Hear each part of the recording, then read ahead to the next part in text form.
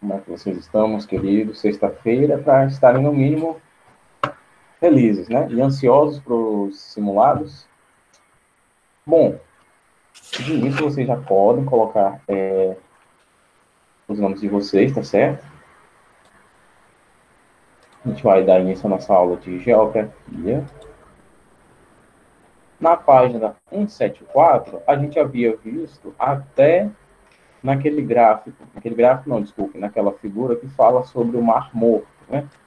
Ontem a gente viu, só para a gente retomar as ideias de ontem, a gente estava vendo o clima de toda a Ásia, estávamos vendo a formação das cordilheiras, né, no caso do Himalaia, a gente viu também um pouquinho sobre o Everest, a gente falou sobre a altura e a altitude também, né, para ficar melhor entendido, porque dando uma olhadinha no nosso livro, ele vai falar muito sobre isso lá na frente, né? E claro que é chato falar sobre uma coisa e você não entender uma palavra, né? Porque às vezes não entender uma palavra significa não entender o sentido total da coisa. Então vamos lá.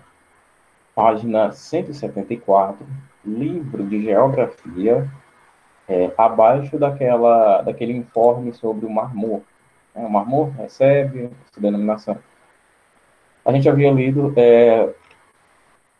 sobre as jazidas carboníferas também, e de ferro, né? Sobre o Rio Amarelo e Azul da China, sobre a planície de Manchúria, sobre o fato de ela ser extremamente fértil, principalmente para o cultivo de arroz também, leguminosas e frutas. Nisso eu estou só recapitulando, tá? Para a gente retomar a ideia. Caso as questões simuladas são referentes ao capítulo 5, são referentes exatamente sobre a Ásia, meu querido. Sobre esse capítulo que a gente está vendo aqui agora, tá certo? Clima, relevo, é só isso, tá certo? Clima, relevo e economia. Aspectos físicos da Ásia, aspectos físicos e climáticos. Basicamente, o aspecto ambiental. Já pega os dois, tá certo?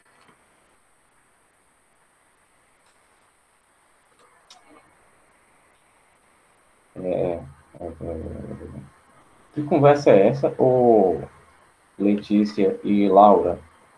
Tá facinho, tá sossegado. Não precisa chorar.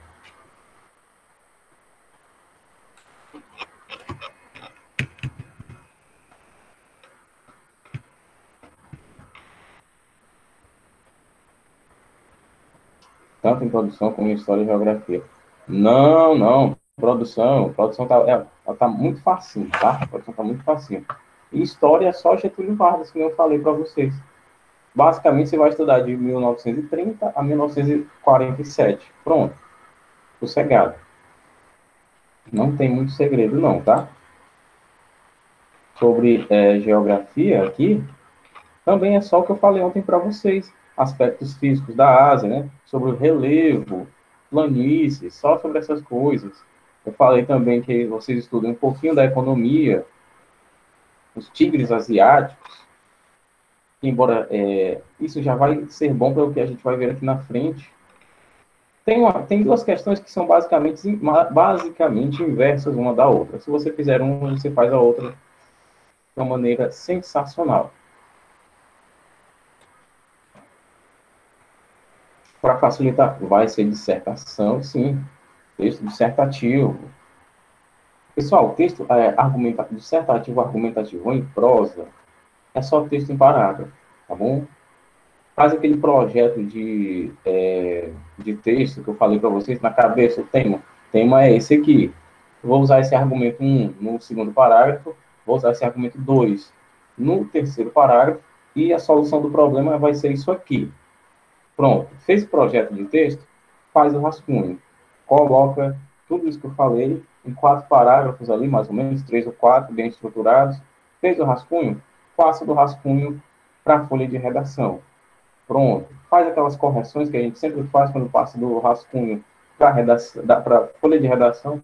Pronto, entregue sem medo. O que o seu repertório vocabular tiver de melhor, coloca ali. o que o seu repertório sociocultural, né, o que o seu conhecimento das atualidades tiver de melhor, coloca ali. O resto é aquilo que você sabe, e você só vai fazer até onde você sabe. Então, não se decepcione. Todo mundo tem limites, até eu. Então, tá tudo bem, né? Eu não faço textos perfeitos também, eu também corrijo meus textos. Todo mundo vai corrigir seus textos. Se você não souber nada, quem não sabe nada é porque sabe alguma coisa, tá?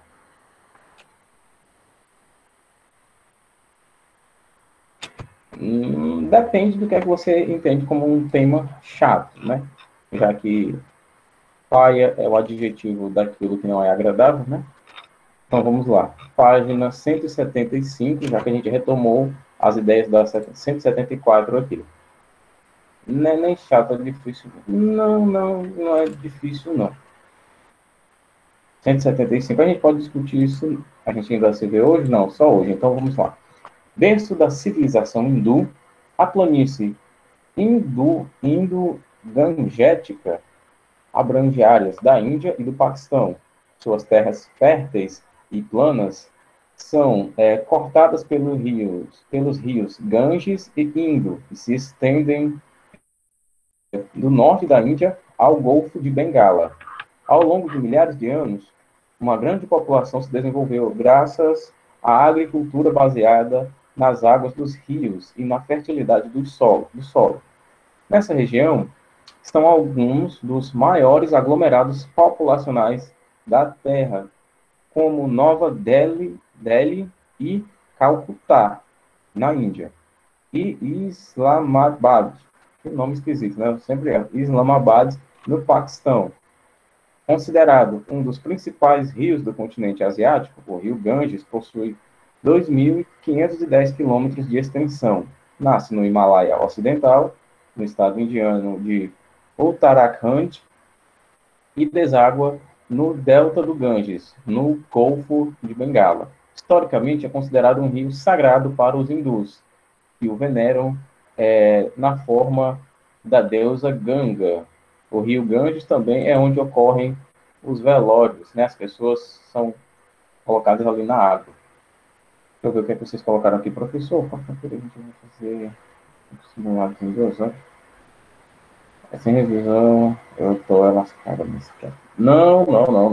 É de acordo com o horário, Ítalo. Eu só não tô com o horário aqui em mãos agora, mas é isso mesmo.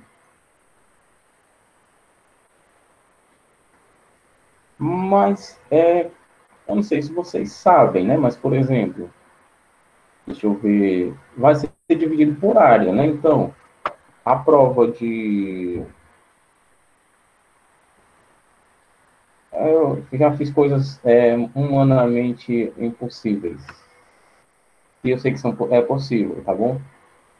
Presta atenção no seguinte, ó. A prova é por área, tá bom? A prova é por área. Por exemplo, ciências humanas, vai ter geografia, ética e história, tá bom? Geografia, ética e história. 4 questões de geografia, 4 questões de história e 2 de ética, tá bom? Olha só, prestem atenção na minha fala, saiam do chat, prestem atenção aqui.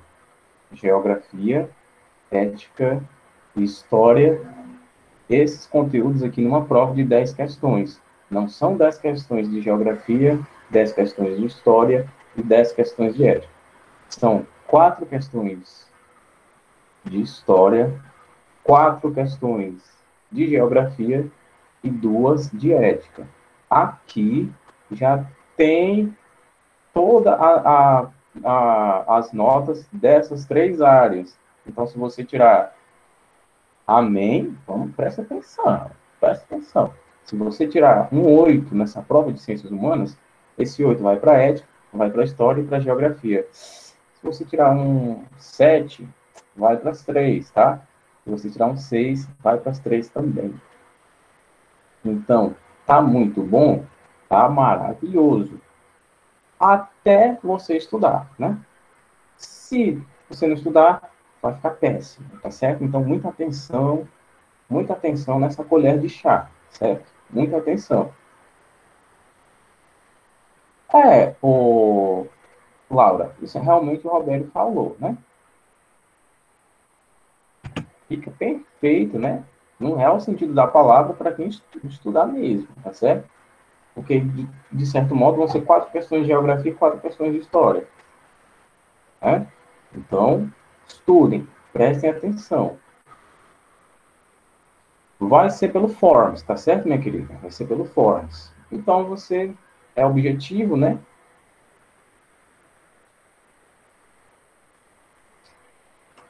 Da minha, no mínimo 13, no máximo 30,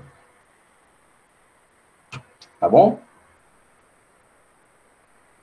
Não passe de 30, pelo amor de Deus, tá certo?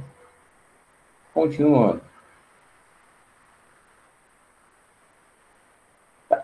É porque eu sei que vocês não vão desenvolver introdução, argumentação e conclusão em 13 linhas com o tema que eu coloquei, tá?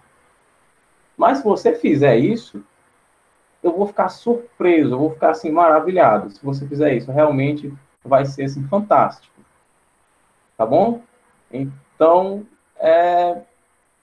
vocês que sabem, se vocês desenvolverem o tempo, se vocês mandarem 13 linhas e tiver faltando coisa, né? Se o texto estiver coerente, mas não estiver coeso, eita, né?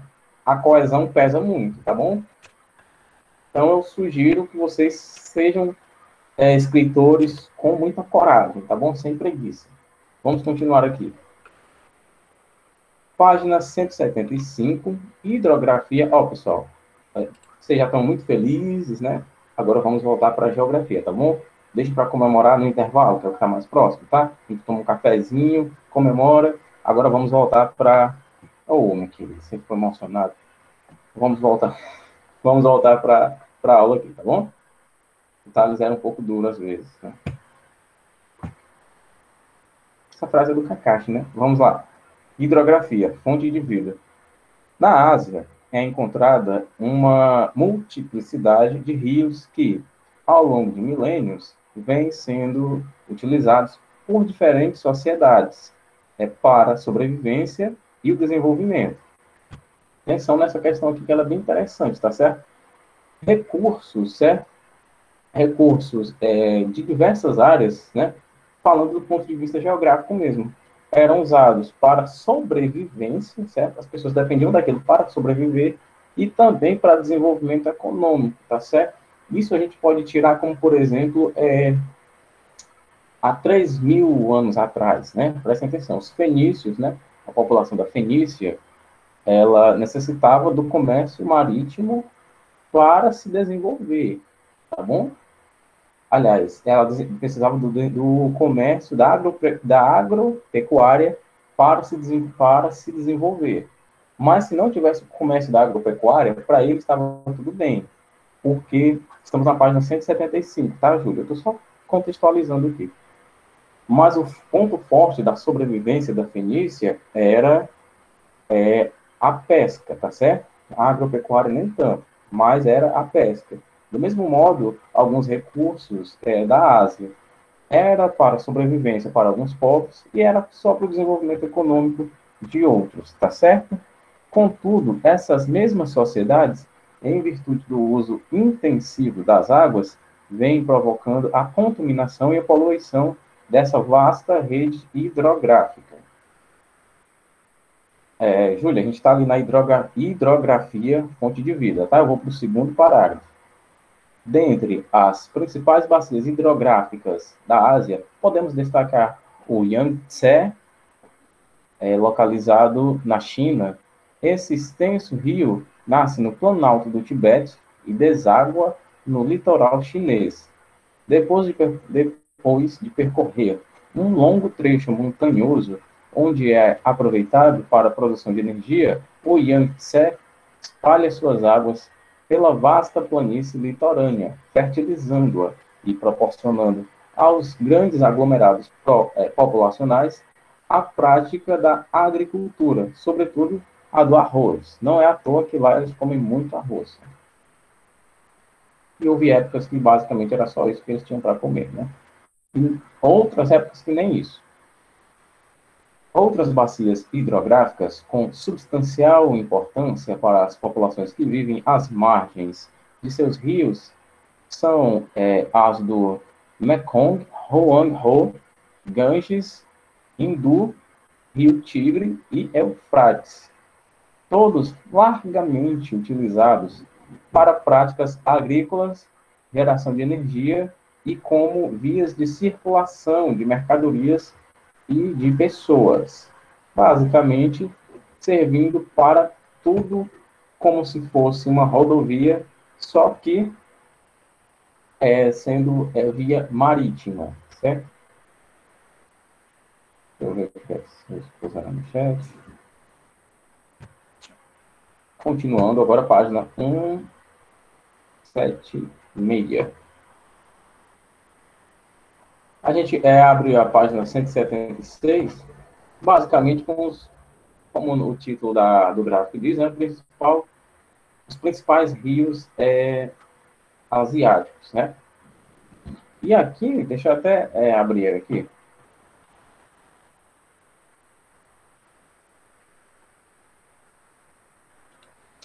Apresentando aqui.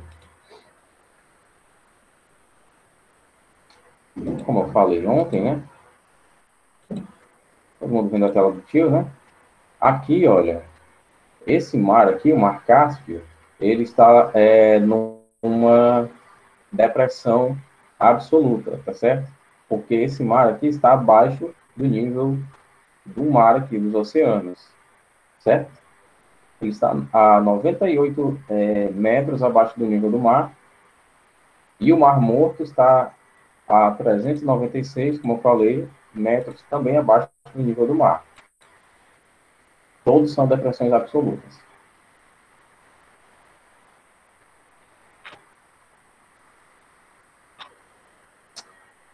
Devemos salientar que a utilização milenar desses rios, ao mesmo tempo que favoreceu a sobrevivência de grandiosas civilizações, gerou impactos nas suas águas, inserindo-os no grupo dos rios mais poluídos do mundo. Que tristeza. Diversidade de penínsulas e ilhas.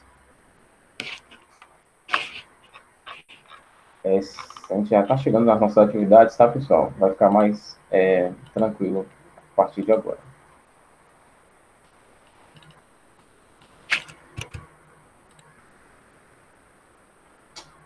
A Ásia apresenta recortes litorâneos, onde se destacam diversas penínsulas, entre elas a Arábica, a Indochina e a da Anatólia, ou Turca. Ao longo desse vasto litoral, podemos encontrar ilhas e arquipélagos formados por vulcanismo e sujeitos a terremotos e tsunamis, com maior ocorrência na porção sudeste da Ásia. A Indonésia tem mais de 13.700 ilhas. As Filipinas possuem mais de 7.000 ilhas. E o arquipélago japonês, mais de 3.000 ilhas.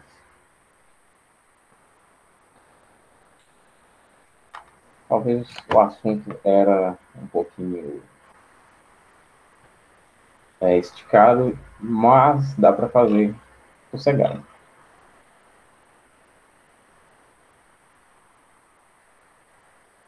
Sobre o mínimo de linhas, pessoal, só para a gente voltar aqui, eu coloquei 13 porque, geralmente, só para a gente voltar aqui um pouquinho, a gente tem que entender o seguinte, um parágrafo ele é dividido em períodos, né?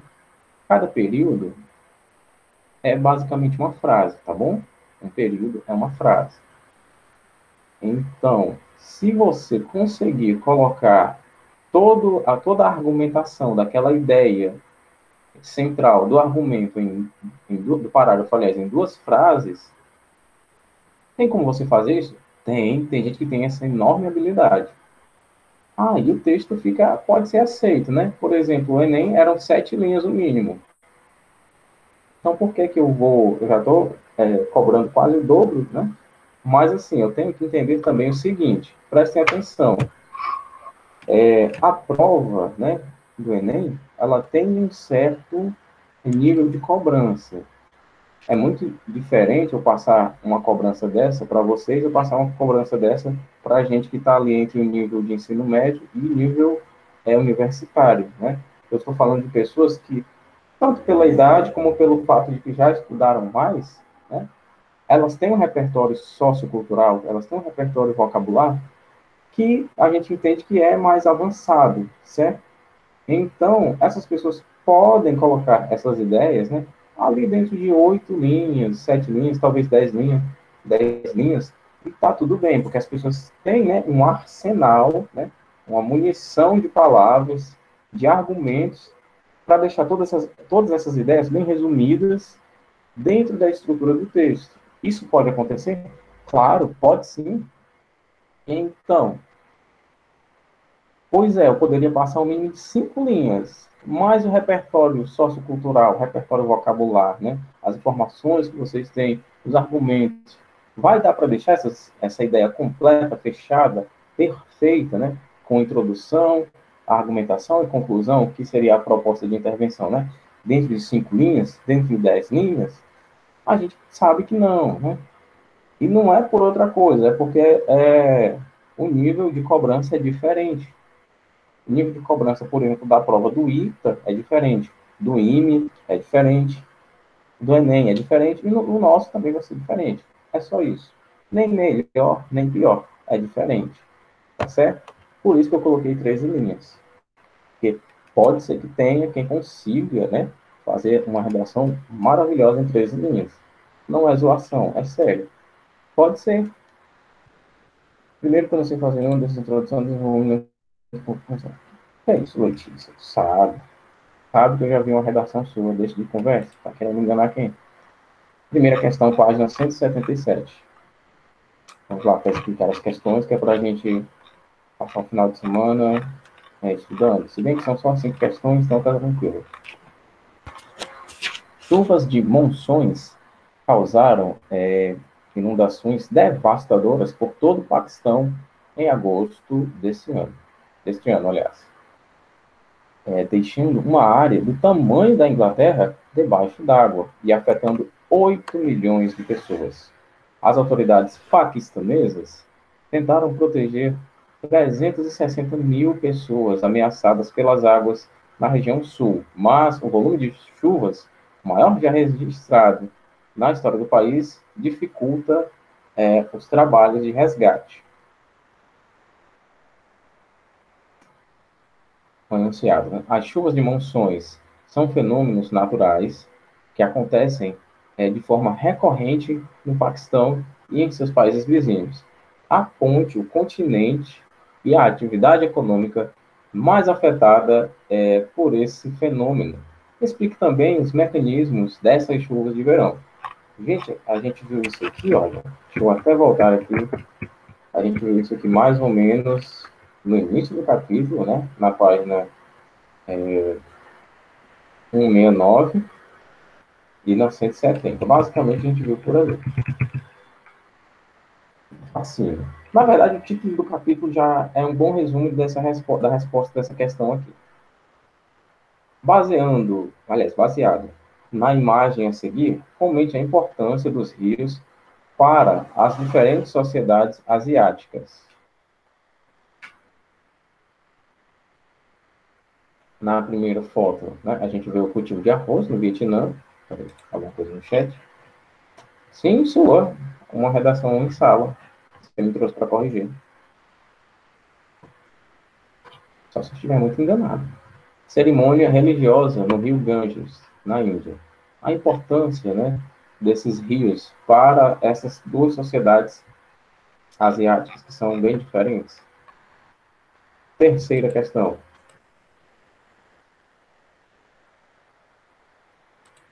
Terceira questão. Questão do IFCE, viu? Aqui do nosso queridíssimo e amado Ceará. Na Ásia das monções, ocorrem ventos que, durante uma época do ano, sopram num sentido e, em outra época, no sentido inverso. Com base nessas informações, está incorreta a afirmativa de qual item? Esses ventos são produzidos por diferenças de pressão atmosférica entre o Oceano Índico e o sul e o sudeste da Ásia. As monções chegam às regiões asiáticas no verão, provocando fortes chuvas e inundações. Só lembrando, pessoal, só lembrando, tá? Que na terceira questão a gente vai ter 4 informações corretas e uma só incorreta, tá certo? D. A maior atuação das massas de ar oceânicas ocorre no verão, trazendo chuvas torrenciais para o continente. Por causa, aliás, eu pulei a D, né? A C, aliás, durante o inverno, as massas de ar continentais úmidas se deslocam para o oceano, provocando muita precipitação. E a letra E, por causa das monções, as porções sul e sudeste da Ásia são áreas de maior índice pluviométrico, né, basicamente chuvoso, do globo terrestre. Está relativamente fácil essa aqui, Laura. Estou sabendo que eu sou muito lindo. Vamos lá. Só repetindo, né? Terceira questão. 4 itens verdadeiros, um item falso. Quarta questão. Às vezes eu falei quarta. Na terceira questão. 4 verdadeiros e um falso. Agora a gente vai para a quarta. Grandes tempestades de areia ocorrem na área assinalada pelo mapa, alcançando cidades, fechando aeroportos e provocando doenças respiratórias em larga escala. Assinale a alternativa que contém o nome dessa área e o país onde se localiza. Vou repetir. Grandes tempestades de areia ocorrem na área assinalada no mapa. A gente tem um mapa aqui e essa áreazinha de amarelo, tá certo? Alcançando cidades, fechando aeroportos e provocando doenças respiratórias em larga escala. Basicamente, você vai olhar o mapa, vai me dizer que área é essa daqui, de acordo com os itens que a gente tem de A até E. Basicamente é isso. Quinta questão. Boiar no Mar Morto. Luxo sem igual. É no ponto mais baixo da Terra que a Jordânia guarda seu maior segredo, o Mar Morto. Boiar nas águas salgadas do lago profundo, do lago formado, aliás, numa depressão a 400 metros abaixo do nível do mar, é a experiência mais inusitada dessa jornada, mas pode estar com os anos contados. A superfície do Mar Morto tem encolhido cerca de 1 metro por ano e pode sumir completamente até 2050. A alta concentração salina altera uma propriedade da água pura, tornando fácil boiar no Mar Morto. Assinale a alternativa que corresponde a essa alteração. Lembrando o seguinte, né, se eu explicar isso aqui vai ficar muito fácil. Prestem atenção. Por que é que um corpo boia na água e por que é que um outro corpo afunda na água? Né? Por exemplo, atenção, pessoal. Essa questão aqui também é física. Essa capinha, né, que era transparente, tá? Essa capinha vai boiar na água, tá certo? Vai boiar na água. Já o telefone vai afundar. Então, ferro, eu não sei. Ferrou, né? Então ferro. Presta atenção. Por que que... Pronto. Eu queria que alguém salvasse a turma.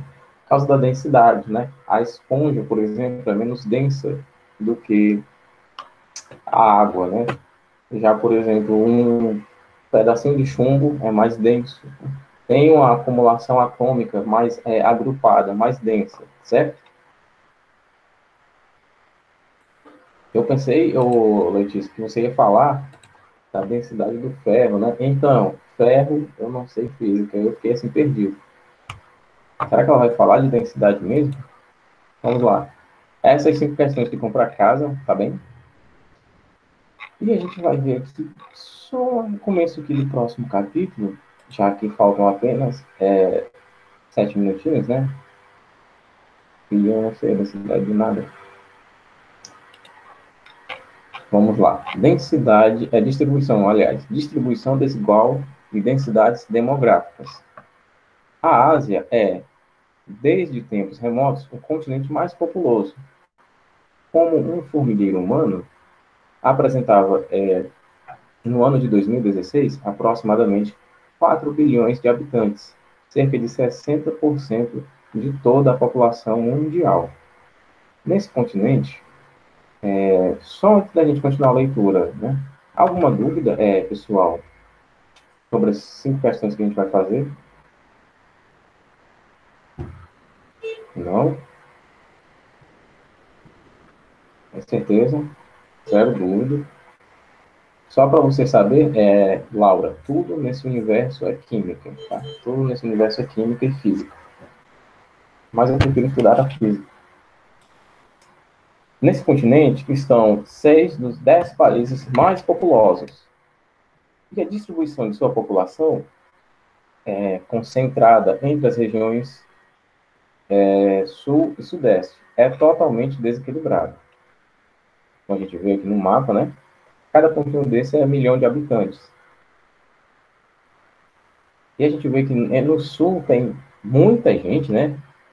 Já no norte não tem quase nada, né? Principalmente na Rússia.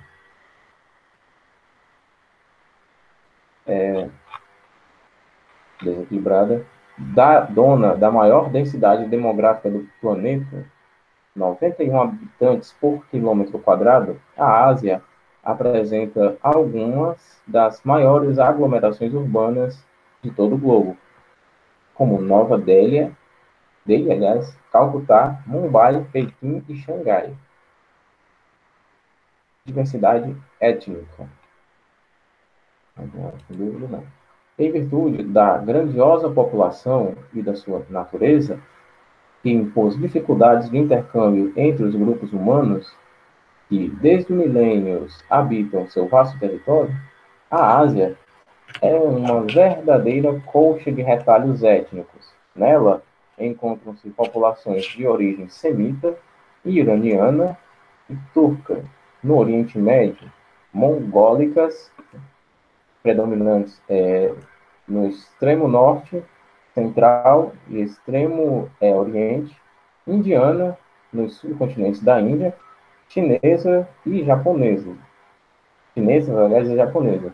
No sudeste e leste da Ásia, além de grupos menores espalhados por todo o seu espaço territorial.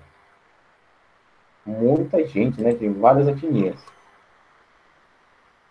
Foi na Ásia, só um detalhe aqui, 25 pessoas.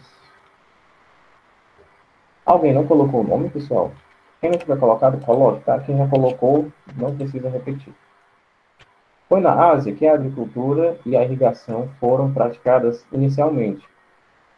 Essas atividades acarretaram a formação de grandes civilizações, como a mesopotâmica, a chinesa e a hindu, que produziram, antes de qualquer outra civilização, os fundamentos da organização de Estado, com administração centralizada e organização social, econômica e política.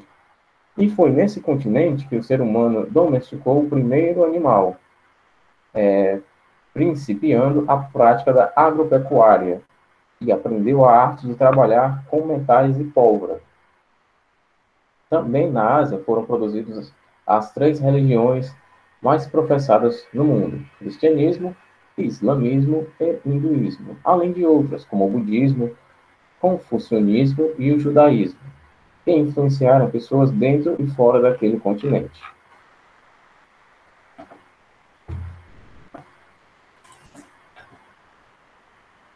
Próxima página. Urbanização caótica. O continente asiático, ao longo da sua construção histórica, foi o que mais produziu grandes aglomerados populacionais. A partir da segunda metade do século XX, surgiram nessa porção do espaço global várias cidades com mais de 10 milhões de habitantes, dignas de denominações, aliás, de megalópole e megacidade, habitadas por muita gente que busca melhor qualidade de vida. Aqui a gente também nota uma espécie de migração pendular e de êxodo rural também.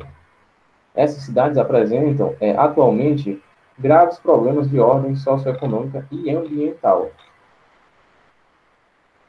E no gráfico a gente vê população urbana e rural no mundo entre 1950 e a previsão para 2050, né? A população urbana crescendo demais e a população rural dando até uma baixa aqui de 2015 para a previsão de 2050, né?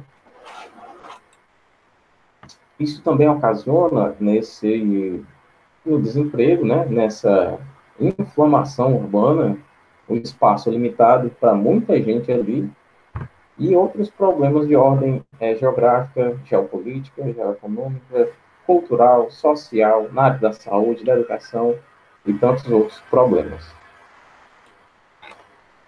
Nos grandes aglomerados populacionais asiáticos, a população enfrentava vários problemas, entre eles desemprego e subemprego, proliferação de favelas, falta de moradia, acúmulo de lixo, violência urbana, poluição das águas, correntes e contaminação do ar.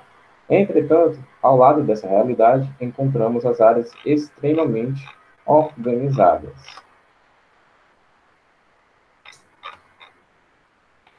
Bom, vou deixar a próxima atividade no Google Sala de Aula, tá certo? E essa que a gente explicou.